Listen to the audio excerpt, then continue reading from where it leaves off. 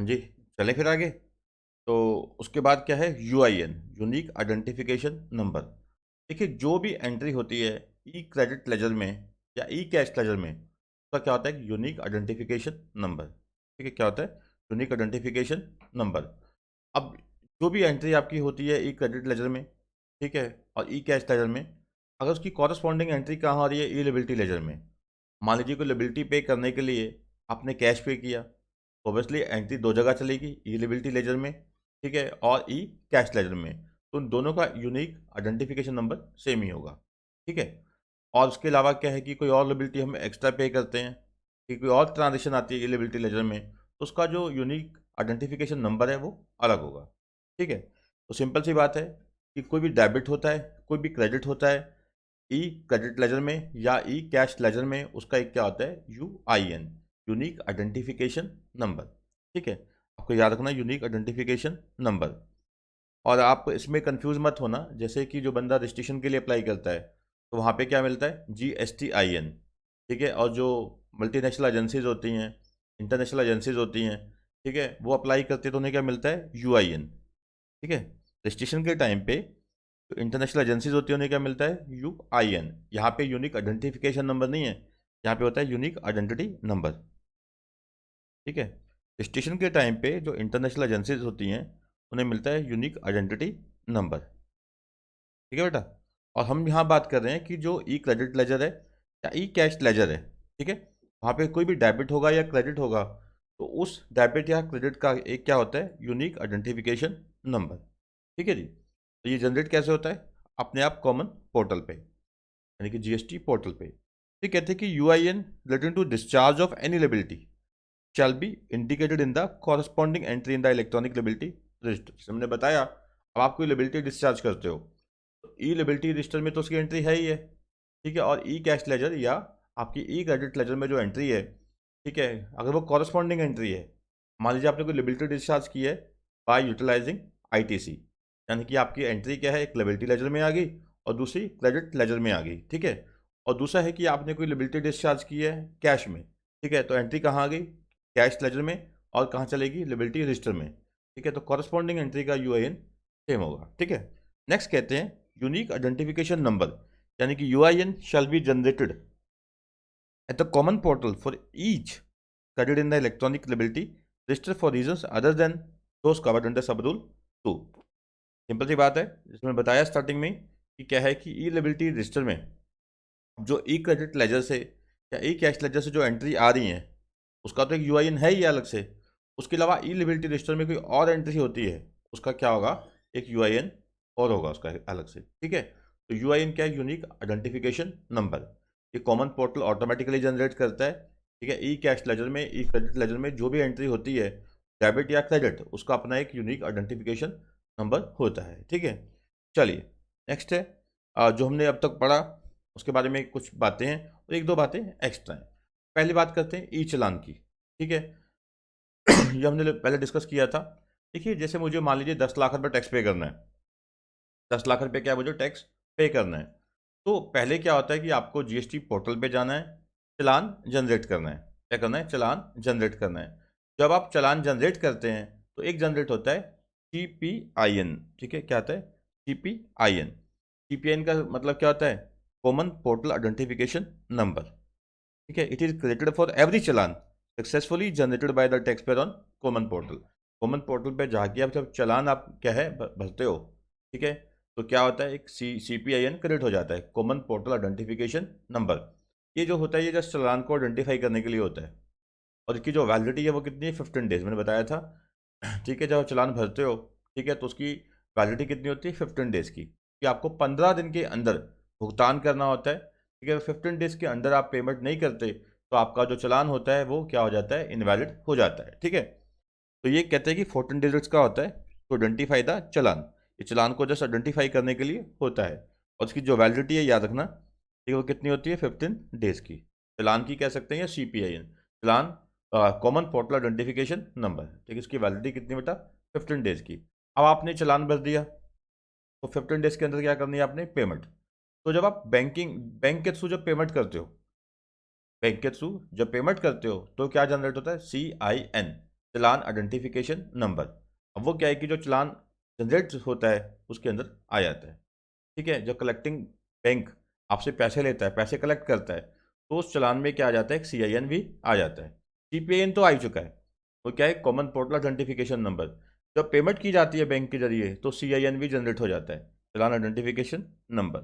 ठीक है, ये देखते हैं। On successful credit of amount to the concern government account maintained in the authorise bank. ठीक है, आपने क्या है कि जो पैसे जमा करवा दिए तो क्या होता है, CIN challan identification number shall be generated by the collecting bank and the same shall be integrated in the चलान। ठीक है, जो कलेक्टिंग बैंक है, ठीक है, तो वो क्या है, वहाँ पे क्या हो जाएगा, एक जनरेट होगा CIN। ठीक है, और वो क्या है, चलान में मेंशन किया जाता है। ये होता है 17 अंकों का। ठीक है, जो 14 डिजिट तो कौन से हैं, CPIN के ही हैं। CPIN क्या था, कॉमन पोर्टल आइडेंटिफिकेशन नंबर। ठीक है, 14 अंक तो उसी के ही आगे, प्लस 3 डिजिट्स किसके आगे, बैंक का जो कोड है। ठीक है, यानी कि CPIN क्या है, चलान को आइडेंटिफाई करने के लिए।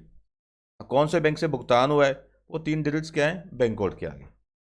समझ गए, तो CPIN कितने अंकों का था, 14 अंकों का, और 3 अंक यहाँ पे क्या है, एक्स्ट्रा हो जाएंगे इसके, प्लस बैंक डिजिट्स। ठीक है, बैंक का जो कोड है वो आ जाएगा इसमें 3 अंकों का। तो कुल मिला के जो CIN है, चलान आइडेंटिफिकेशन नंबर, इसके जो डिजिट्स हैं वो कितने हो जाएंगे, 17। ठीक है, कितने डिजिट्स हो गए, 17। ठीक है, फिर कहते हैं कि CIN is generated by authorise bank RBI when the payment is actually received by such authorise bank और RBI। तो आपकी पेमेंट उनको चली जाती है, बैंक का या RBI के पास क्रेडिट हो जाती है, तो क्या होता है, CIN जनरेट होता है। ठीक है, and credited in the relevant government account held with them. It is an indication that payment has been realised and credited to the appropriate government account. CIN is communicated by the authorized bank to taxpayer as well as to the GSTN। GST मतलब GST network. ठीक है, जो system है उनके पास भी record में चला जाता है, और क्या है कि बैंक जो अपना जो हमने भरा है, जिसने पेमेंट की है, उसके पास भी चला जाता है। ठीक है, तो सबसे पहले क्या आया बेटा, सबसे पहले आया CPIN। ठीक है, ये कितने अंकों का था, 14 अंकों का। ठीक है, फिर क्या आया, CIN। CPIN क्या चीज़ है, कॉमन पोर्टल आइडेंटिफिकेशन नंबर। जब आप चलान जनरेट करोगे, ठीक है, तो एक क्या होगा, CPIN जनरेट कर होगा। तो ये क्या है, हर एक चलान का एक यूनिक होता है। फिर क्या है कि जब आप पेमेंट कर दोगे तो क्या जनरेट होगा, CIN। ये कितने अंकों का होगा, 17 अंकों का, चलान आइडेंटिफिकेशन नंबर। ठीक है, ये क्या है, 14 अंक तो वही CPIN के होंगे, प्लस 3 डिजिट्स किसके होंगे, बैंक के जो 3 डिजिट जो कोड है, ये बैंक का जो कोड है उसके 3 डिजिट्स होंगे यहाँ पे। ठीक है, और CPIN की जो वैलिडिटी है ये कितनी है बेटा, 15 डेज़ की, क्योंकि चलान जनरेट होने के 15 डेज़ के अंदर पेमेंट करनी होती है। अगर 15 डेज़ के वजन पेमेंट नहीं की तो चलान क्या हो जाता है, ऑटोमेटिकली कैंसिल हो जाता है।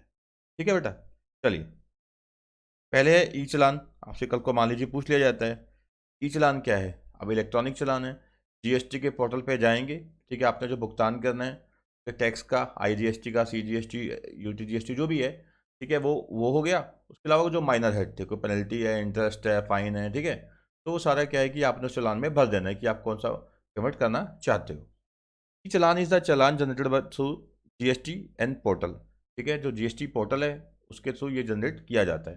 ठीक है, tax payer has to enter his challan details in the portal. Challan detail क्या है, जो भी डिटेल है आपकी। ठीक है, GSTN नंबर क्या है, जो भी है। ठीक है, and take the print out of the challan for the payment of GST। अगर आप ऑनलाइन खुद ही कर देते हो पेमेंट तो ऑब्वियसली क्या है कि इसका कोई प्रिंट आउट ना भी लो तो दिक्कत नहीं है। ठीक है, मैनुअल और physical challan are not allowed under GST। ठीक है, एक तो पहले होता था कि चलो आपने फिजिकल चलान भर के दे दिया, अब क्या है कि ऑनलाइन चलान ही जनरेट होगा। ठीक है, और CPIN जनरेट हो जाएगा, कॉमन पोर्टल आइडेंटिफिकेशन नंबर की जो वैलिडिटी है वो आपको पता ही है कितनी होगी, 15 डेज। फिर आपको पेमेंट करनी है 15 डेज के विद इन। फिर क्या जनरेट होगा, एक CIN। ठीक है, और ई चलान की वैलिडिटी बताया मैंने कितनी है, 15 डेज है। और डिपॉजिट जो है made through E challan shall be credited in the E cash laser.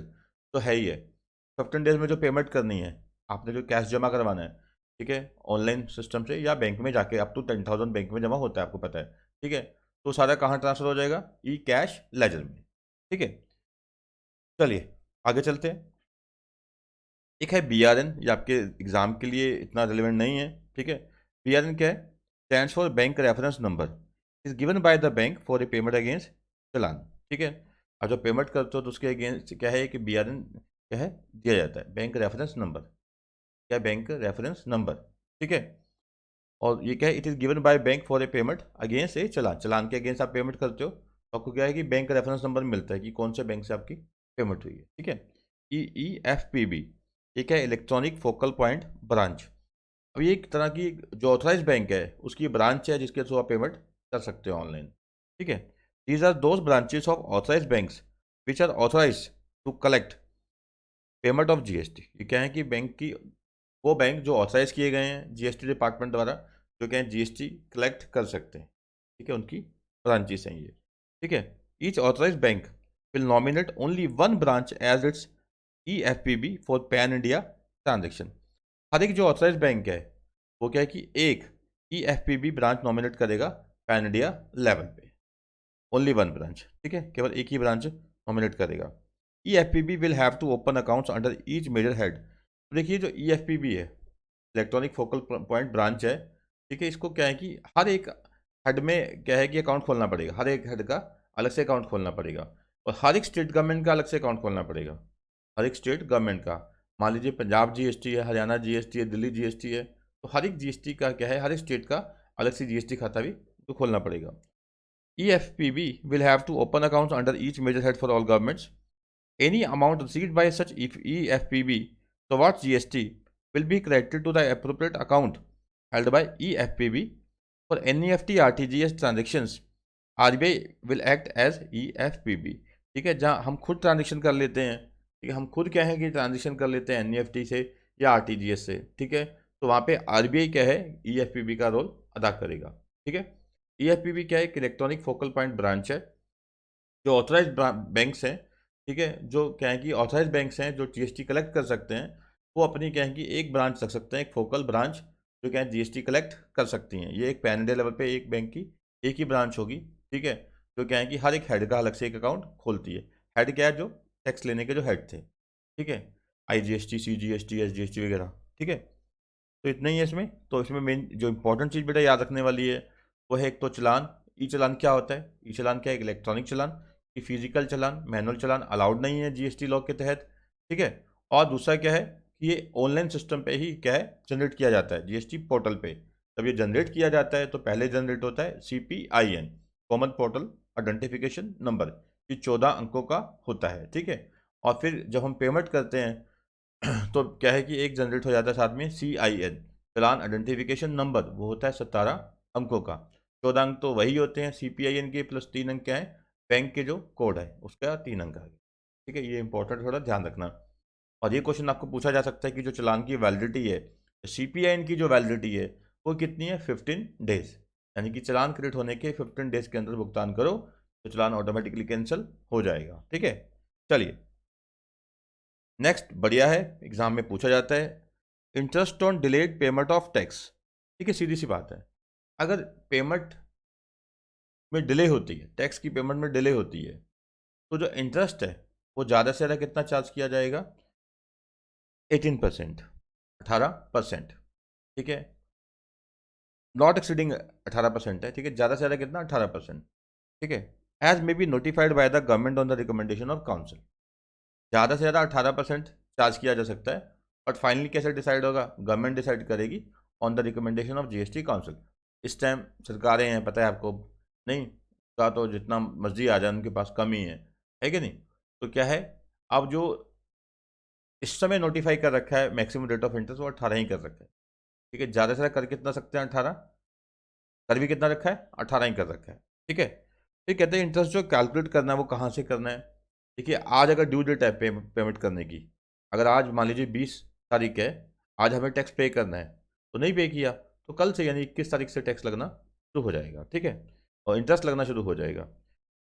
तो पहले कहते हैं every person who is liable to pay tax in accordance with the provisions of this act और the rules made thereunder but fails to pay the tax और any part thereof to the government within the prescribed period shall for the period of for which the tax or any part thereof remains unpaid pay on his own interest at such rate not exceeding 18% as may be notified by the government on the recommendation of council। ठीक है, तो जहाँ पे tax की payment करनी है वहाँ delay होती है तो इंटरेस्ट कितना है, ज़्यादा से ज़्यादा 18% लगाया जा सकता है, तो गवर्नमेंट नोटिफाई करेगी on the recommendation of GST council, और इस समय नोटिफाई भी कितना कर रखा है, 18 ही, ठीक है। और ये इंटरेस्ट की काउंटिंग किस दिन से होगी, कब से लगना शुरू होगा, from the day succeeding the day on which such tax was due to be paid. जिस दिन ड्यू है, मान लीजिए आज 20 तारीख है, ठीक है, आज ड्यू हो चुका है, नहीं दिया, तो अगले दिन से यानी 21 तारीख से क्या है, इंटरेस्ट लगना शुरू हो जाएगा। फिर कहते हैं कि सबसेक्शन 3, आप कहते हैं कि मान लीजिए कोई व्यक्ति चालाकी बरतता है, और लोग करते भी हैं, ज़्यादा आईटीसी क्लेम कर लेते हैं या आउटपुट टैक्स कम पे करते हैं, ठीक है, जानबूझ के। तो वहाँ पे क्या है कि जो इंटरेस्ट है वो 18% नहीं है, वो 24% तक, सॉरी, लगाया जा सकता है। वहाँ पे 24% तक लगाया जा सकता है। या एक्सेस आईटीसी क्लेम कर लिया, या आउटपुट टैक्स जान की कम पे किया, रिडक्शन कर दी जान के, ठीक है, वहाँ पे जो ब्याज है वो 24% तक लगाया जा सकता है, ठीक है। A taxable person who makes an undue or excess claim of ITC under section 42 subsection 10 और undue और excess reduction in output tax liability, यानी ITC ज़्यादा क्लेम कर लिया, ठीक है, या फिर क्या किया, जो आउटपुट टैक्स है उस वो क्या है कि रिड्यूस करके पे किया, तो वहाँ पे क्या है बेटा, जो इंटरेस्ट लगाया जा सकता है वो कितना लगा सकते हैं, 24% पर एनम तक, और वो भी क्या है कि ये मैक्सिमम है, और गवर्नमेंट नोटिफाई करेगी बाकी on the recommendation of GST council. तो इस समय रिकमेंड भी, इस समय कितना लगा रखा है, 24 ही लगा रखा है। नॉर्मल केस में कितना चार्ज कर सकते हैं अगर टैक्स की डिले करेंगे आप पे करने में, 18% पर एनम। और अगर क्या है कि जानबूझ के आपने गलत आईटीसी क्लेम कर लिया, आउटपुट टैक्स कम पे किया सरकार को, तो ब्याज कितना लगा सकते हैं, 24%, ठीक है।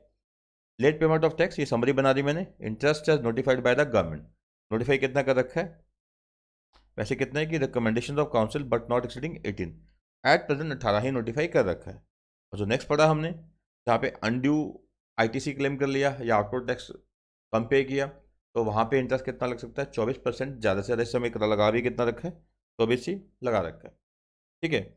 और ये लगाना कब से है इंटरेस्ट, जिस दिन ड्यू डेट है उससे नेक्स्ट डे से लेके कब तक, जब आप पे करोगे, ठीक है। और adjustment of liability of interest, अब देखिए ये जो इंटरेस्ट है, हम पहले ही डिस्कस कर बैठे कि जो आईटीसी खड़ा होता है, इनपुट टैक्स क्रेडिट, उसका इस्तेमाल आप पेनल्टी पे करने में या ब्याज पे करने में नहीं यूज़ कर सकते, ठीक है। तो आप ब्याज पे करना चाहते हैं बट आईटीसी का इस्तेमाल करके आप ये इंटरेस्ट पे नहीं कर सकते, तो ये इंटरेस्ट पे कर कहाँ से कर सकते हैं आप, ई कैश लेजर में से, ठीक है। ये इंटरेस्ट जो पे करना है कहाँ से पे करना है, out of E cash laser, ठीक है। Can be settled with the balance in E cash laser but not with balance in E credit ledger.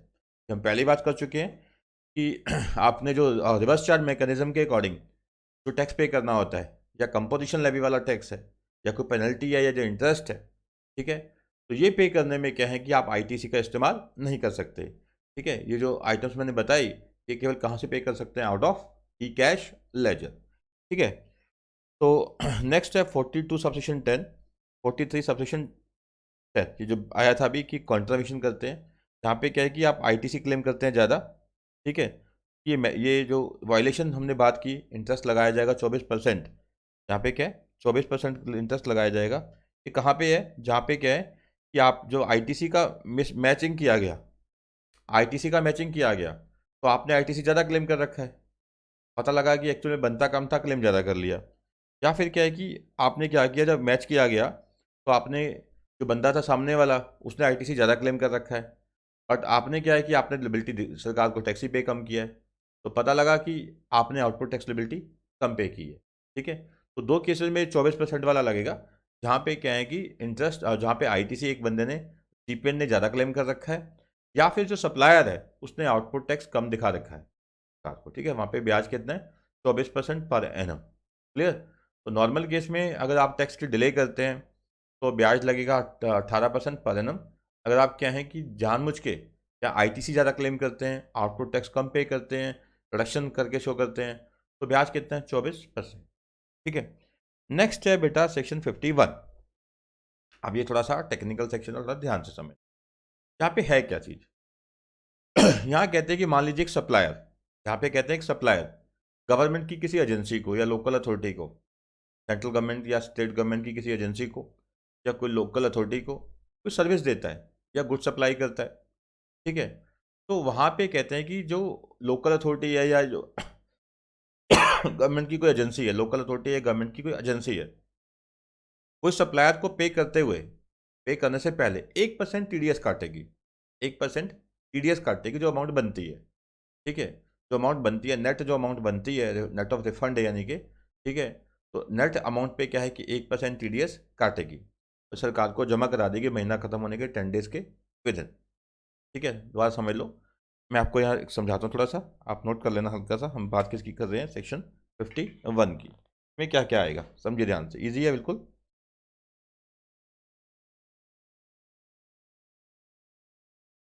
Section 51, ठीक है, तो समरी बताता हूँ आपको। यहाँ पे क्या है कि एक सप्लायर है, ठीक है, सप्लायर ऑफ गुड्स और सर्विसेज, वो किसको सप्लाई करता है, कोई डिपार्टमेंट है या कोई एस्टेब्लिशमेंट है, किसका, सेंट्रल गवर्नमेंट का या स्टेट गवर्नमेंट का या कोई लोकल अथॉरिटी है, ठीक है, या कोई गवर्नमेंट एजेंसी है।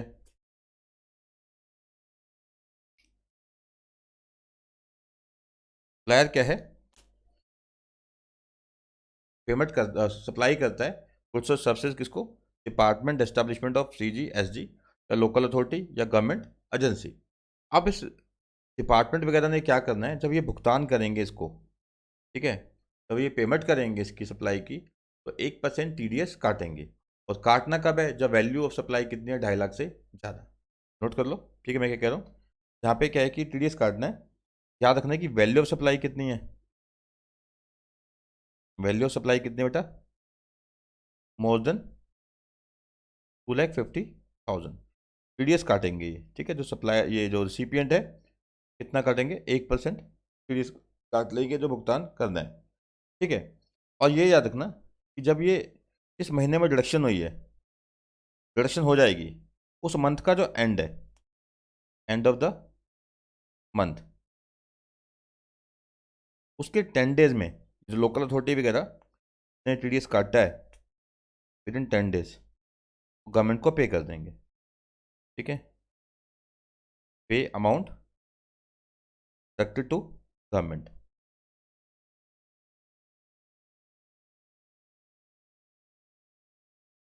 ठीक है जी। और अगर कहते हैं कि देखिए, अब ये इन्होंने क्या है कि 10 डेज में पे करना है गवर्नमेंट को, 10 डेज में पे करना है क्या, गवर्नमेंट को। और अब उसके बाद ये भी याद रखना है कि जब ये पे करेंगे, ठीक है, गवर्नमेंट को, तो उसके बाद एक सर्टिफिकेट भी देना है कि जिसने जमा करवाया है, ठीक है, ये लोकल अथॉरिटी वगैरह ने पैसा काटा, टीडीएस काटा 1% सरकार को दे दिया, ठीक है। और नेक्स्ट विद इन 5 डेज, ठीक है, नेक्स्ट विद इन 5 डेज क्या है कि ये जो गवर्नमेंट एजेंसीज हैं, ठीक है, या लोकल अथॉरिटीज वगैरह हैं, गवर्नमेंट के डिपार्टमेंट है, ये क्या है कि विद इन 5 डेज है, नेक्स्ट विद इन 5 डेज एक सर्टिफिकेट देंगे सप्लायर को, किस चीज़ का, कि हमने टीडीएस काटा है उस चीज़ का, ताकि वो क्या है कि उसका क्लेम ले सके। विद इन 5 डेज क्या है, सर्टिफिकेट देना है, certificate to supplier, certificate to supplier, ठीक है। उस सर्टिफिकेट के दम पे जो सप्लायर है वो क्या क्लेम कर सकता है, इसका जो क्रेडिट है वो क्लेम कर सकता है, ठीक है। तो सच सप्लायर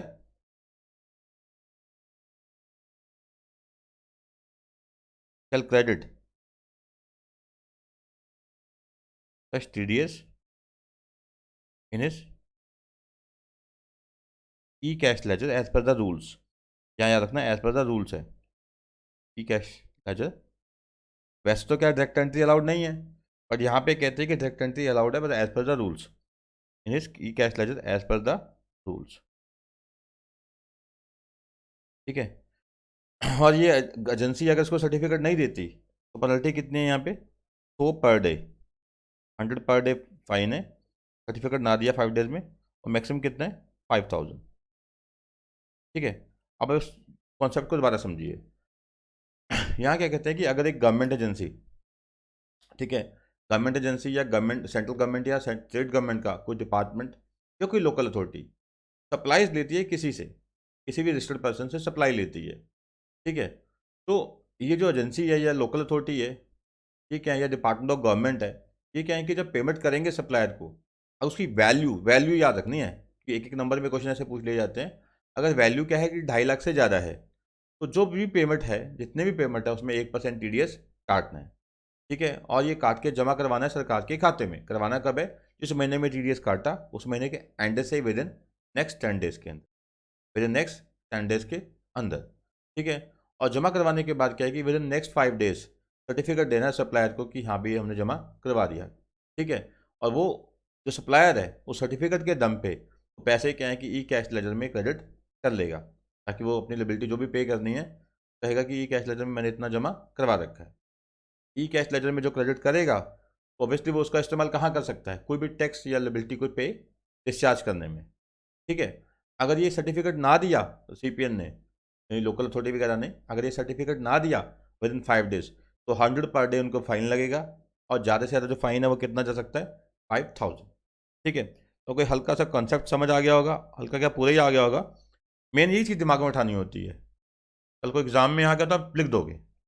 ठीक है, तो कुल मिला के क्या, एक सप्लायर लोकल अथॉरिटी को, सेंट्रल गवर्नमेंट, स्टेट गवर्नमेंट की किसी डिपार्टमेंट को या एजेंसी को कोई सप्लाई देता है, तो अगर सप्लाई की वैल्यू 2.5 लाख से ज़्यादा है तो जो रिसिपिएंट है वो क्या 1% TDS काट के भुगतान करेगा सप्लायर को।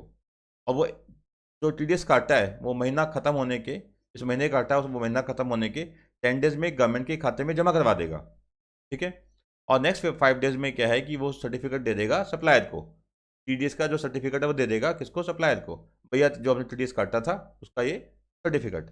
ठीक है, अब उस सर्टिफिकेट के दम पे वो सप्लायर क्या करेगा? उसको अपने ई कैश लेजर में क्रेडिट कर लेगा एज पर द रूल्स। ठीक है, क्लियर है? चलिए अब इसको रीड करते हैं, बस अब रीड करना रह गया इसका, बाकी तो कॉन्सेप्ट हमें समझ आ ही चुका है। क्या कहते हैं? Tax deduction at source under section 51। ये सेक्शन का नंबर भी याद रखना है, ये पूछा जाता है एग्जाम में। Tax deduction at source section 51। क्या कहते हैं? Notwithstanding anything to the contrary content in this act the government में मैंडेट, गवर्नमेंट क्या कर सकती है? कह सकती है कि डिपार्टमेंट और establishment of the central government और स्टेट गवर्नमेंट और लोकल अथॉरिटी और government agency such persons or category of persons as may be notified by the government on the recommendation of council to deduct tax। ठीक है, तो पहली बात तो tax काटेंगे कौन, हमने देख लिया। सेंट्रल या स्टेट गवर्नमेंट का कोई डिपार्टमेंट है, एस्टेब्लिशमेंट, लोकल अथॉरिटी या कोई गवर्नमेंट एजेंसी या कोई और बंदा जो गवर्नमेंट नोटिफाई कर सकती है on the recommendation of GST council. ठीक है, अब TDS काटना कितना है और काटना कब है? काटना 1% है, और काटना कब है? जब वैल्यू कितनी एक्सीड करती है 2,50,000 से। तो the tax at the rate of 1%। ठीक है, 1% काटना है फ्रॉम द पेमेंट मेड, जो पेमेंट करेंगे उसमें से। ठीक है, और क्रेडिट टू द सप्लायर। और उस बाद में कहते हैं hereinafter refer to as deductee. तो डिडक्टर कौन है यहाँ पे? ठीक है, डिडक्टर कौन हो गया? लोकल अथॉरिटी वगैरह, एजेंसी वगैरह गवर्नमेंट की। और डिडक्टी क्या है? जिसका TDS काटा गया, यानी कि सप्लायर। ठीक है, ऑफ टैक्सेबल गुड्स या services both where the total value of such supply under the contract exceeds 2,50,000। ठीक है, जो कॉन्ट्रैक्ट के तहत जो वैल्यू इन सप्लाई की बनती है वो क्या है? 2,50,000 से ज़्यादा बनती है, यानी जो कॉन्ट्रैक्ट की वैल्यू है वो 2.5 लाख तक ही है। ठीक है, तो TDS नहीं काटना, 2.5 लाख से ज़्यादा है तो ही TDS काटना है। और काटना कितना है? 1%। जो पेमेंट करेंगे जिस समय, उस समय 1% TDS काट के भुगतान करना है। Clear? Provided that no deduction shall be made if the location of supplier and place of supply is in the state or UT which is different from the state or as the case may be UT of the registration of recipient। मान लीजिए अब municipal corporation कहाँ की है? दिल्ली की है। Municipal corporation कहाँ की है? दिल्ली की है। बट जो सप्लायर है और जो प्लेस ऑफ सप्लाई है, ठीक है, वो कहाँ का है? तमिलनाडु का है। तो प्लेस ऑफ सप्लाई और सप्लायर वो तो तमिलनाडु का ही है, बट रिसिपिएंट कौन है? दिल्ली गवर्नमेंट है। ठीक है, दिल्ली की कोई लोकल अथॉरिटी है मान लीजिए, तो वहाँ पे क्या है कि TDS नहीं काटना। समझ गए? क्या कह रहे हैं कि जहाँ पे location of supplier and place of supply अलग है। ठीक है, LOS location of supplier, place of supply different है। ठीक है, different from place of recipient. ठीक है, तो different from location of recipient. ठीक है, तो रिसिपिएंट की लोकेशन है उससे डिफरेंट है। ठीक है, रिसिपिएंट की जो लोकेशन है उससे डिफरेंट है क्या चीज़, लोकेशन ऑफ सप्लायर और प्लेस ऑफ सप्लाई। ठीक है, चलिए फिर कहते हैं कि explanation for the purpose of deduction of tax specified above the value of supply shall be taken as amount excluding the central tax, state tax, UT tax and IGST and cess indicated in the above. देखिए जो value of supply है, हम कह रहे हैं कि जो value of supply under a contract, value of supply under a contract क्या है, 2.5 लाख से ज़्यादा होगी तो ही क्या है कि टीडीएस काटना है, अदरवाइज नहीं काटना। अब मान लीजिए कि जो वैल्यू ऑफ सप्लाई है वो 2,40,000 है, सप्लाई के ऊपर मान लो 5% क्या लग रहा है, जीएसटी लग रहा है, तो वैल्यू ऑफ सप्लाई तो कितनी होगी, 2,50,000। तो value of supply including GST तो कितनी बन रही है, 2.5 लाख से ज़्यादा। बट एक्सक्लूडिंग एक्सक्लूडिंग जीएसटी कितनी है, 2,40,000। तो यहाँ टीडीएस हमने नहीं काटना, क्योंकि हमने यहाँ पे जीएसटी कंसिडर नहीं करना। यानी कि जो वैल्यू ऑफ सप्लाई देखनी है, ठीक है, वो हमने ये देखनी है एक्सक्लूडिंग जीएसटी। ठीक है बेटा, चलिए नेक्स्ट है, जो मैंने समझाया था कि जिस महीने टीडीएस काटा, लोकल अथॉरिटी ने या एजेंसी ने जिस महीने टीडीएस काटा, उस महीने के एंड से नेक्स्ट 10 डेज में ये टीडीएस जमा कराना है in the account of government. ठीक है, the amount deducted as tax under this section shall be paid to government by the director within 10 days after the end of the month in which such deduction is made in such manner as may be prescribed। ठीक है, तो जिस महीने में TDS काटा गया है उस महीने के एंड से नेक्स्ट 10 डेज में, उस महीने के एंड से नेक्स्ट 10 डेज में क्या है कि टीडीएस जमा करवाना है। क्लियर। नेक्स्ट है the director shall furnish to deductee a certificate mentioning therein the contract value. जो डायरेक्टर है टीडीएस काटने वाला, ठीक है, उसको एक सर्टिफिकेट देगा, मैंने बताया नेक्स्ट 5 डेज में क्या एक सर्टिफिकेट देगा जिसमें पूरी मेंशन की जाएगी वैल्यू, ठीक है, और कितना जीएसटी उसने टीडीएस काटा है, ठीक, कितने परसेंट टीडीएस है, 1% है, और कितना टीडीएस काटा। ठीक है, देना कब है, 5 डेज के with in next. Director shall furnish to directee a certificate mentioning therein the contract value, rate of deduction, amount deducted, amount paid to government, and such other particular as may be prescribed, यानी as per the rules। ठीक है, contract की value क्या थी, rate of TDS क्या था, ठीक है, कितना टीडीएस काटा है, जमा करवाया सरकार को, उसकी डिटेल सारी इसमें आ जाएगी। If deductor fails to furnish to deductee the certificate after deducting the tax at source, TDS काटने के बाद within 5 days of crediting the amount so deducted to government. मैंने कहा था कि देखिए अब क्या है कि जब महीने का एंड होगा कि नेक्स्ट 10 डेज में क्या है कि गवर्नमेंट को जमा कराना है, और जमा होने के नेक्स्ट 5 डेज में क्या देना है, सर्टिफिकेट, इसको सप्लायर को, वो नहीं दिया तो फाइन 100 पर डे, मैक्सिमम 5,000। ठीक है, the director shall pay by way of late fee, तो लेट फी का उसको फाइन लगेगा, सम of 100 rupee per day from the day after the expiry of such 5 days period until the failure is rectified subject to maximum amount 5,000। ठीक है, कुल मिला के क्या है कि पहले देखिए सीधी सी बात है, कॉन्ट्रैक्ट की वैल्यू एक्सीड करती है। अब कॉन्ट्रैक्ट की वैल्यू क्या लेनी है, एक्सक्लूडिंग जीएसटी, जीएसटी बोले तो कुछ भी, UT GST, C GST, S GST, I GST. ठीक है, तो कॉन्ट्रैक्ट की वैल्यू एक्सीड करती है 2,50,000 से, तो टीडीएस काटना है कितना, 1%। ठीक है, 1% टीडीएस काट के पेमेंट करनी है। ठीक है, अब वो क्या है कि एंड होगा मंथ का, तो उसके नेक्स्ट 10 डेज में जमा करवा देनी है विद द गवर्नमेंट, और जब वो क्रेडिट हो जाएगी गवर्नमेंट को, उसके नेक्स्ट 5 डेज में क्या है कि जो रिसिपिएंट है वो सप्लायर को, यानी कि जो डायरेक्टर है वो डायरेक्टी को, वो क्या है कि सर्टिफिकेट दे देगा, उसमें पूरी डिटेल होगी। ठीक है, कितनी कॉन्ट्रैक्ट की वैल्यू थी, कितना रेट ऑफ टीडीएस था, कितना टीडीएस काटा गया है, कितना गवर्नमेंट के पास जमा करवाया गया, सारी डिटेल होगी उस सर्टिफिकेट में। देना कब है, नेक्स्ट 5 डेज के विद इन, नहीं दिया तो 100 पर डे फाइन है, मैक्सिमम कितना है, 5,000 रुपी। ठीक है, फाइन। नेक्स्ट है deductee shall claim credit in his e-cash ledger of tax deducted and reflected in the return of director in such manner as may be prescribed। और deductee कौन है, यहाँ पे सप्लायर जिसका टीडीएस कटा। ठीक है, अब उसका क्या करेगा, क्लेम लेगा। ठीक है, वो क्या ई कैश लेजर में उसका क्लेम लेगा, और वो रिटर्न में भी दिखाएगा, जब वो रिटर्न फाइल करेगा शो करेगा कि कितना मेरा टीडीएस कटा था। ठीक है, इफ डायरेक्टर फेल्स टू पे टू गवर्नमेंट, अगर डायरेक्टर ने गवर्नमेंट को जमा ही नहीं करवाया तो उसको फाइन लगेगा as per the provisions of section 1 of section 50, interest, sorry, उसको इंटरेस्ट पे करना पड़ेगा एज पर सेक्शन 50।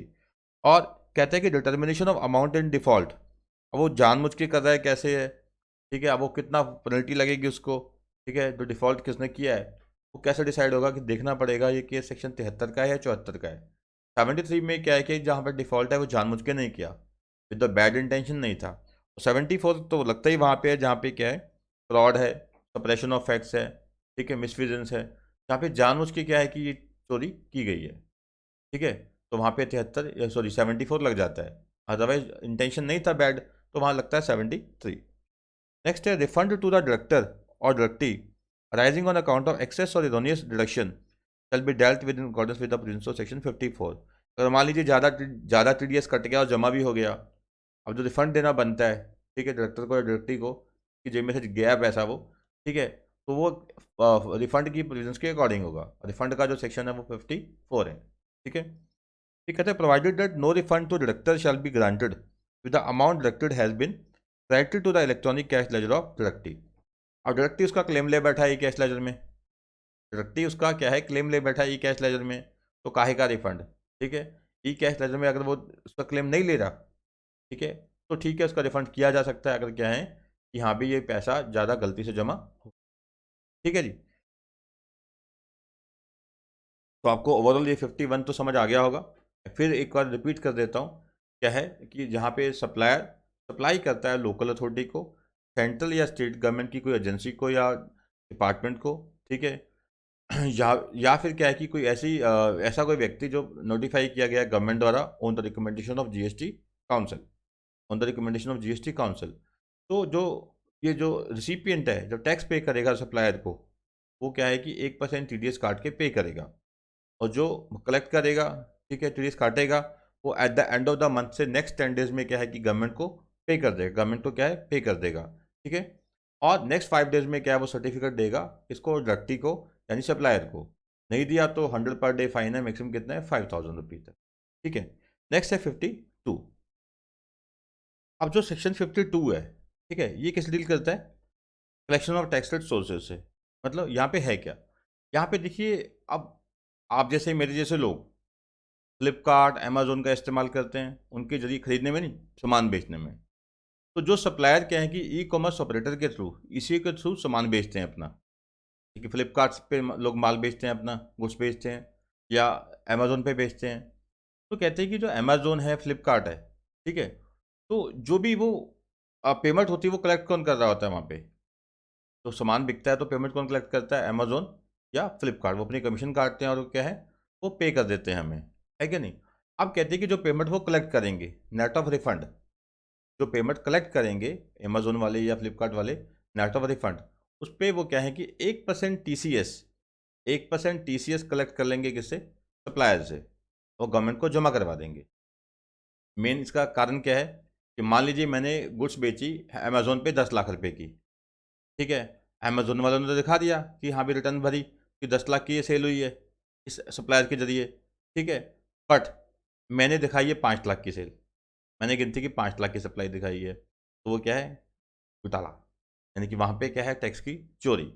तो यहाँ पे इसलिए क्या है कि TCS का कॉन्सेप्ट लाया गया, पे कहते हैं कि अगर जो सप्लायर है, ठीक है, अगर वो कोई सप्लायर जो क्या है रजिस्टर्ड सप्लायर है, अगर कोई रजिस्टर्ड सप्लायर, रजिस्टर्ड पर्सन जो है, ठीक है, यानी कि जो रजिस्टर्ड है GST के तहत, अगर वो सामान बेचता है अपना किसके थ्रू, ECO के थ्रू, ई कॉमर्स ऑपरेटर के थ्रू, अगर एक रजिस्टर्ड पर्सन सप्लाई करता है ई कॉमर्स ऑपरेटर के थ्रू, तो ECO जब इसको पेमेंट करेगा, ठीक है, ये पेमेंट करनी है, तो कहते हैं कि पहली बात जो भी इसने कलेक्शन किया सप्लायर के बिहाफ पे, जो सामान बेचा उसमें जो भी कलेक्शन आया, नेट ऑफ रिफंड, ये याद रखना है। अगर मान लीजिए 10 लाख का माल बिका अमेजोन पे, 2 लाख के रिफंड भी आ गया माल, 2 लाख का वापसी भी हो गया माल, ठीक है, 10 लाख का माल बिका, 2 लाख का रिफंड आ गया वहाँ से, नेट बचा कितना, 8 लाख, ठीक है। तो नेट है ये, तो नेट वैल्यू है, ठीक है, कलेक्टेड बाय अमेजोन मान लीजिए यहाँ पे। वो क्या है कि यहाँ पे 1% TCS कलेक्ट करना है किसने, ECO ने, TCS कलेक्ट करना है ECO ने किससे, सप्लायर से, ठीक है। यहाँ पे क्या है, तो ECO है shall collect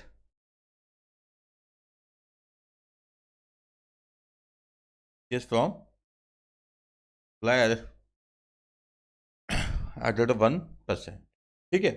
तो आइडिया क्लियर हो गया है आपको, ठीक है। आगे चलते हैं हम। चलिए, यहाँ क्या कहते हैं, notwithstanding anything to the contrary content in this act. अगर इस एक्ट में कुछ भी लिखा हुआ है और कुछ, तो छोड़िए, इसकी बात सुनिए। This is called over riding close. क्या बोलते हैं इसको? This is called over riding close, super riding close, जो अपनी चलाती है, किसी और की नहीं सुनती। क्या बोलते हैं बेटा? Over riding close. ठीक है, क्या कहते हैं, every e commerce operator not being, आगे क्या यूज करेंगे? Operator not being an agent. तो जो प्रिंसिपल एजेंट का नाता है वो नहीं यहाँ पे, ठीक है, वो अलग है। प्रिंसिपल एजेंट वाला तो अलग है सिस्टम। यहाँ पे हम बात कर रहे हैं कि एक कौन है? E commerce operator. ठीक है, e commerce operator shall collect an amount calculated as such rate not exceeding 1% as may be notified by the government। notify कितनी है? 1% ही है। by the government on the recommendation of council of the net value। net value मतलब जो supply की value collect की minus जो refund हो गया, और net value of taxable supplies made through it by other suppliers, यानी कि मेरे जैसे, आप जैसे सप्लायर जो गुड सप्लाई करते हैं, ठीक है, किसके थ्रू? ईसीओ के through. Where the consideration with respect to such supply is to be collected by operator. ECO जब कंसिडरेशन कलेक्ट करेगा on behalf of supplier, customer से, ठीक है, उसके ऊपर वो क्या है कि सप्लायर से 1% TCS कलेक्ट कर लेगा, मैक्सिमम अप टू 1%। ठीक है, वो रेट एक्चुअली कौन डिसाइड करता है? Government on the recommendation of GST council. ठीक है, तो नेट वैल्यू का मतलब मैंने समझाया। नेट वैल्यू मतलब, net value of taxable supply मतलब जो टोटल सप्लाई हुई है माइनस जो रिफंड आए हैं। ठीक है, net value of taxable supplies, net value of taxable supplies shall mean the aggregate value of taxable supplies, aggregate value of taxable supplies of goods or services or both other than services notified under subsection 5 of section 9। ये तो कौन सी बेटा है? Reverse charge mechanism वाली, वो छोड़ के, जैसे टैक्सी कैब वाली है वो छोड़ के। ठीक है, सेक्शन 9 क्या था? चार्ज ऑफ टैक्स का। अब वो जो सर्विसेज है, तो सेक्शन 9 सबसेक्शन 5 में आ रही हैं, ई कॉमर्स ऑपरेटर जो पे करता है tax on behalf of supplier, ठीक है, अंडर RCM बेसिस, वो नहीं। ठीक है, made during any month by all registered person to the operator reduced by aggregate value of taxable supply return, यानी टोटल जो सप्लाई हुई इसमें से माइनस कर दो return, that is called net value of taxable supply. उसके ऊपर ही क्या लगाना है? 1% TCS। ठीक है जी। अब कहते हैं कि देखिए, power to collect the amount specified in subsection 1 shall be without prejudice to any other mode of recovery from operator। अब GST डिपार्टमेंट के पास जो ईसीओ से बाकी के जो टैक्स कलेक्ट करने हैं वो अलग है, इसका कोई लेन देन नहीं है। ये तो बात केवल क्या है? TCS की। TCS कलेक्ट करेगा किससे? ईसीओ कलेक्ट करेगा TCS किससे? सप्लायर से, वो सरकार को जमा करवा देगा। अब बाकी का कोई मान लीजिए टैक्स कलेक्ट करना है किससे? ईसीओ से, सरकार ने, गवर्नमेंट ने, तो वो तो करेगी, वो अफेक्ट नहीं हो रहा है यहाँ पे। ठीक है, अमाउंट कलेक्टेड जो है वो गवर्नमेंट को पे कर दी जाएगी, जैसे TDS पे किया था, वो क्या है? At the end of the month के 10 डेज के विद इन। ठीक है, ईसीओ ने जो भी टैक्स कलेक्ट किया सप्लायर से, वो जमा करवा देगा सरकार को, एज जैसे सेक्शन 51 में था, मंथ का एंड होगा उसके 10 डेज के विद इन। ठीक है, ये सारा वही वर्डिंग है। अगला बढ़िया है, यहाँ पे बात हो रही है स्टेटमेंट की। दो तरह की स्टेटमेंट आएंगी यहाँ, एक जो है मंथली स्टेटमेंट है वो, एक आएगी बेटा जो एनुअल स्टेटमेंट है। ठीक है, स्टेटमेंट फाइल करने का मकसद क्या होता है? स्टेटमेंट का मकसद ये होता है कि जो ईसीओ है वो स्टेटमेंट फाइल करेगा अपना ऑनलाइन पोर्टल पे, GST पोर्टल पे। ठीक है, हम लोग सप्लायर हैं जो माल बेचते हैं किसके थ्रू? ईसीओ के थ्रू। मान लो मैं अमेजोन के थ्रू माल बेचता हूँ, अमेजोन वाले अपनी स्टेटमेंट फाइल करेंगे ऑनलाइन पोर्टल पे, GST पोर्टल पे, मैं अपनी कर रहा हूँ।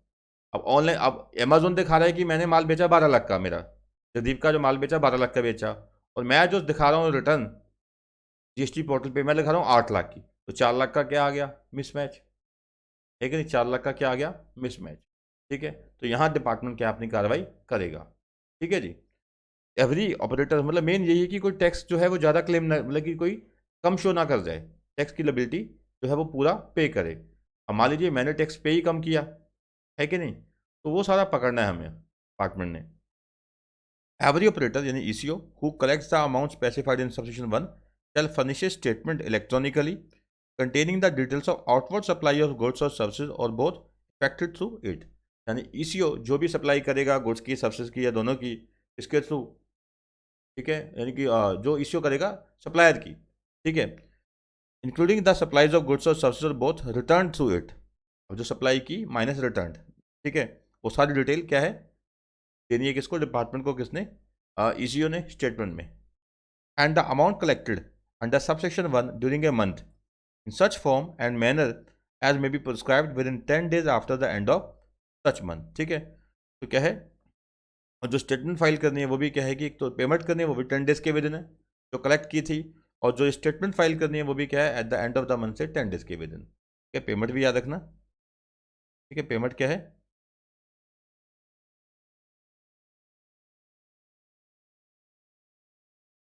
एंड ऑफ मंथ, जिस महीने पेमेंट कलेक्ट की है, ठीक है, पीसेस कलेक्ट किया है, उस मंथ के एंड से with in 10 days, with in 10 days government को पे भी करेगा ईसीओ। ठीक है, विद इन 10 डेज क्या है, पे टू गवर्नमेंट।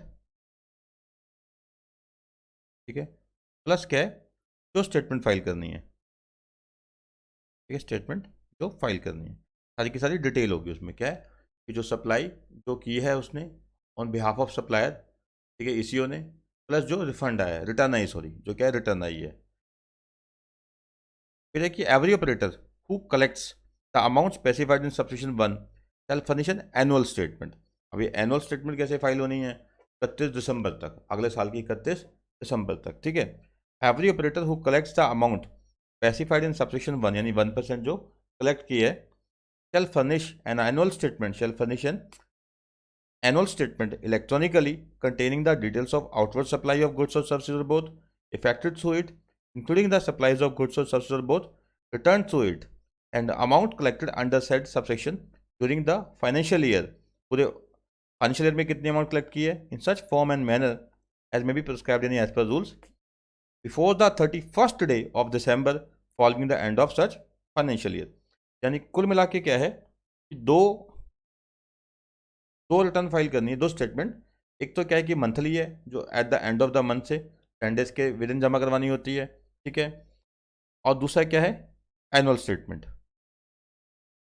ठीक है, एनुअल स्टेटमेंट वो क्या है, कब करानी है, एंड ऑफ द ईयर हो जाएगा, and of financial year, and of financial year. ठीक है, एंड ऑफ फाइनेंशियल ईयर, उसके बाद कब तक, 31 दिसंबर, जैसे एनुअल रिटर्न होती है 31 दिसंबर तक। ठीक है, मान लीजिए कौन सा साल है यहाँ पे, मान लीजिए 2020-21 है, कोई भी साल ले सकते हैं आप।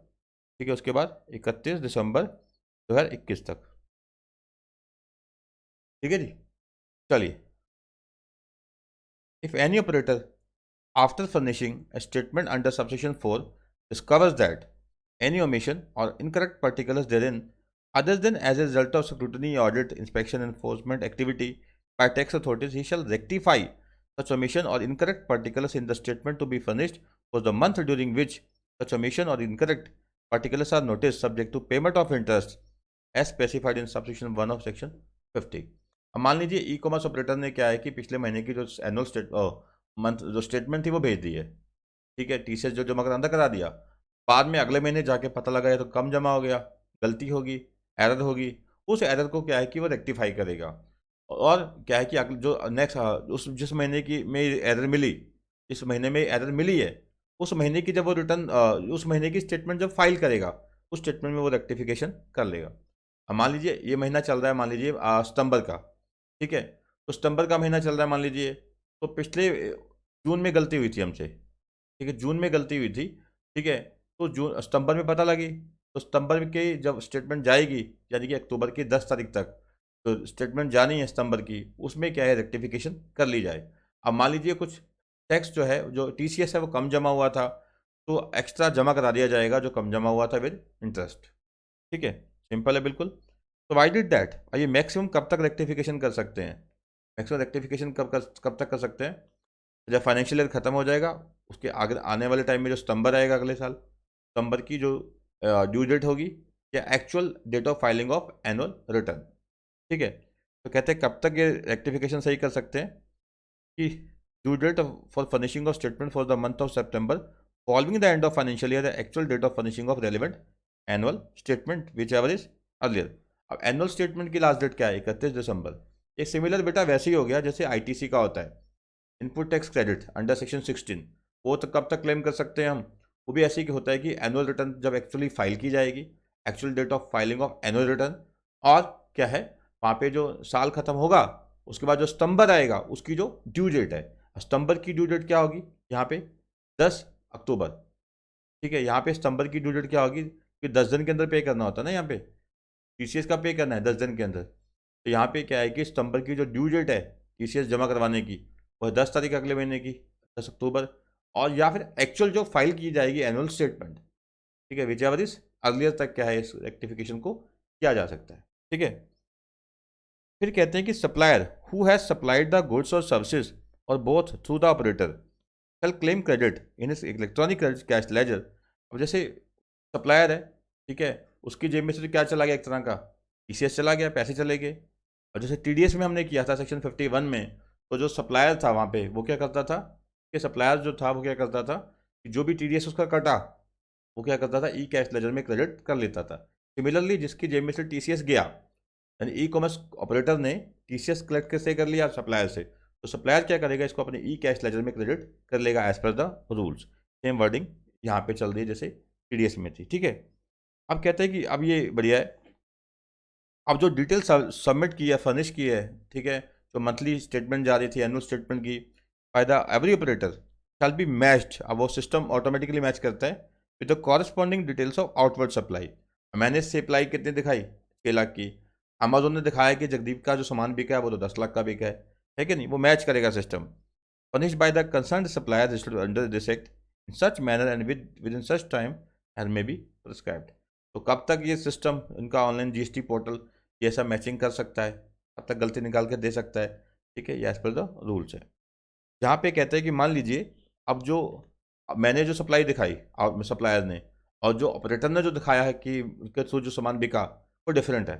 मैं कहता हूँ कि अमेजोन के पोर्टल के थ्रू मेरा माल बिका वो 6 लाख का है, अमेजोन वाले कहते हैं कि क्या है कि 10 लाख का बिका है, तो हमें नोटिस निकाल देंगे वो। ठीक है, इसको कम्युनिकेट किया जाएगा। Where the details of outward supply furnished by operator do not match with the corresponding detail furnished by the supplier under section 37 और 39 जो रिटर्न फाइल करूंगा मैं, discrepancy shall be communicated to both persons in such manner and within such time as may be prescribed। ठीक है, तो discrepancy है वो दोनों पार्टीज को क्या है, सप्लायर को, ई कॉमर्स ऑपरेटर को, दोनों को कम्युनिकेट कर दी जाएगी। फिर कहते हैं कि amount in respect of which any discrepancy is communicated under subsection 9 and which is not rectified by the supplier in its valid return और द ऑपरेटर इन स्टेटमेंट। अब ना मैं सही कर रहा हूँ उसको, अब नोटिस आ गया 4 लाख का, यहाँ पे तुम दिखा रहे हो 10 लाख, ये दिखा रहा है 6 लाख, तो 4 लाख का डिफरेंस है। दोनों को इंटीमेट कर दिया डिपार्टमेंट ने, तो ना मैं उसको रेक्टिफाई कर रहा हूँ ना ईसीओ रेक्टिफाई कर रहा है। ठीक है, तो फिर क्या करेंगे, in the in statement for the month in which discrepancy is communicated shall be added to the output tax liability of the supplier। तो जो भी उस पर टीसीएस बन रहा है वो मेरी आउटपुट टैक्स लिबिलिटी में ऐड कर दिया जाएगा। फिर the value of output supply furnish by the operator is more than the value of output supply. ठीक है, output supplier e commerce operator कितना दिखा रहा है 10 लाख, मैं कितना दिखा रहा हूँ 6 लाख। तो यहाँ पे वैल्यू जो दिखाई जा रही है, इंडिकेट की जा रही है ईसीओ द्वारा, वो ज़्यादा है जो मेरे द्वारा दिखाई गई है उस वैल्यू से। तो अब किसकी वाट लगेगी, ऑब्वियसली मेरी वाट लगेगी कि मैं तो 6 लाख दिखा रहा हूँ सप्लाई। ठीक है, तो furnished by the supplier in his return for the month succeeding the month in which the discrepancy is communicated in such manner as may be prescribed। मान लीजिए मैंने एग्जांपल ली थी सितंबर का महीना है, ठीक है, और सितंबर के महीने में मुझे नोटिस आ गया, मुझे भी कम्युनिकेशन आ गया और ईसीओ को भी कम्युनिकेशन आ गया, भैया इसकी सेल तो तुम दिखा रहे हो 10 लाख, ये कह रहा है 6 लाख। अब दोनों ने जवाब नहीं दिया, अगले महीने उसके ऊपर जो भी टैक्स बनता है वो मेरी आउटपुट टैक्स लायबिलिटी में ऐड कर दिया जाएगा, यानी अक्टूबर की इस सितंबर की जो अगले महीने जो स्टेटमेंट जाएगी, रिटर्न जाएगी। ठीक है, the concern supplier in whose output tax liability यानी मैं any amount has been added under section 10 shall pay the tax payable in respect of such supply along with the interest at the rate specified under subsection 1 of section 50 on the amount so added from date such as was due till the date of payment। अब जो delay हुआ tax की liability पे करने में, ठीक है, मैंने कम दिखाया, ईसीओ ने दिखाया ज़्यादा, मकसद यही था मैच करने का, कुछ चोरी चोरी हो रही है टैक्स की वो पकड़ी जाए। और डिपार्टमेंट ने क्या है कि मुझे नोटिस निकाल दिया, भैया पे करो, अगले महीने की आउटपुट टैक्स लायबिलिटी में ऐड कर दिया मेरे, प्लस साथ में ब्याज भी ऐड हो जाएगा, ठीक है, ब्याज भी ऐड हो जाएगा। Any authority not below the rank of deputy commissioner may serve notice either before और during the course of any proceeding under this act requiring the operator यानी ECO to furnish search details related to, ये irrelevant है। कहते हैं कि कोई भी authority जो not below the rank of deputy commissioner है, ईसीओ को कुछ इन्फॉर्मेशन चाहे मांग सकती है। किस बात की इन्फॉर्मेशन? सप्लाईज ऑफ गुड्स और सर्विसेज और both affected through such operator during any period, किसी भी टाइम की वो, किसी भी समय की वो मांग सकती है डिटेल। बताओ जी ये कौन कौन इस बंदे की क्या क्या तुमने सप्लाई की है।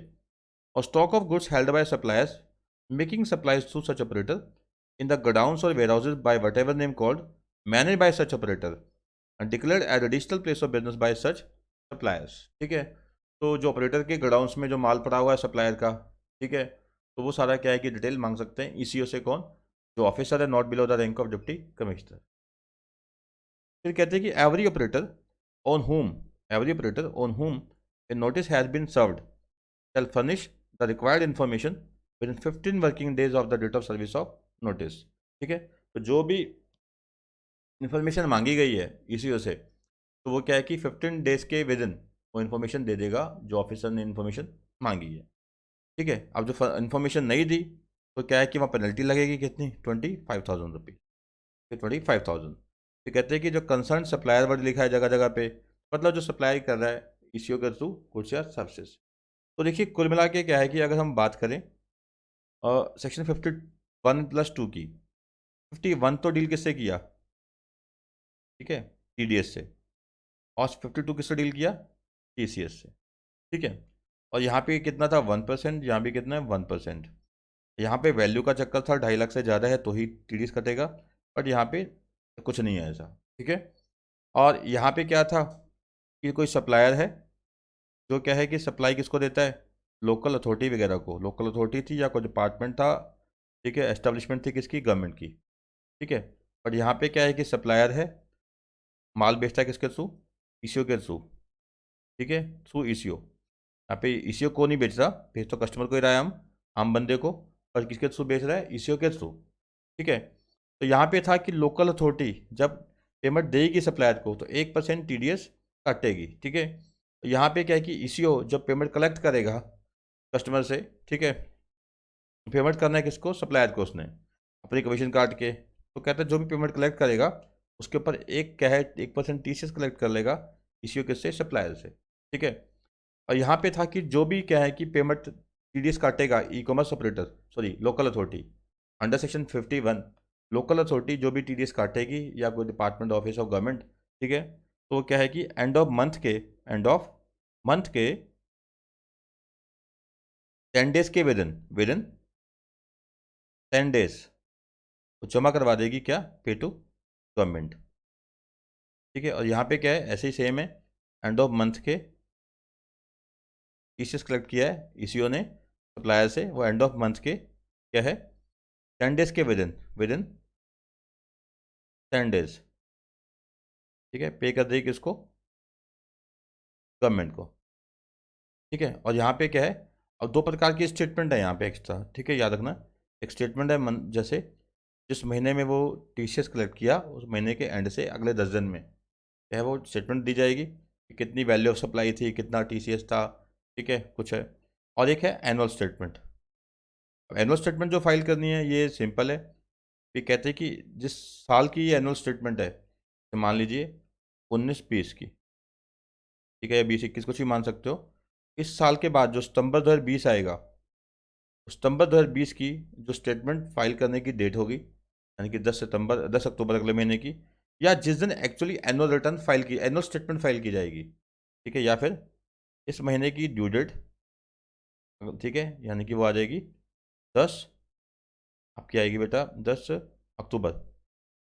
ठीक है, और जो actual date of filing of annual statement, या रिटर्न की बात नहीं हो रही, स्टेटमेंट की बात है, actual date of filing of annual statement, whichever is earlier. ठीक है, विच एवर इज अर्लियर।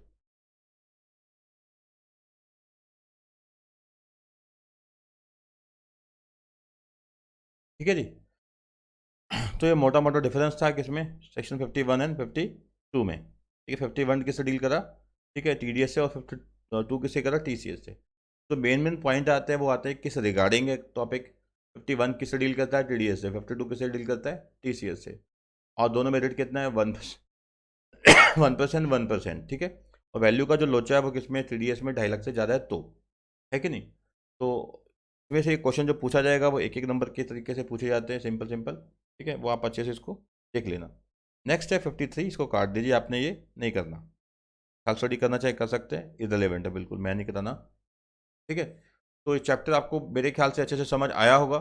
ठीक है, फिर काफ़ी कुछ है, इसको अच्छे से आपने समझना है, रीड करना है एक दो बारी और दिमाग में बिठाना है, क्योंकि ये कॉन्सेप्ट जो है घूमता है पूरे में, GST में।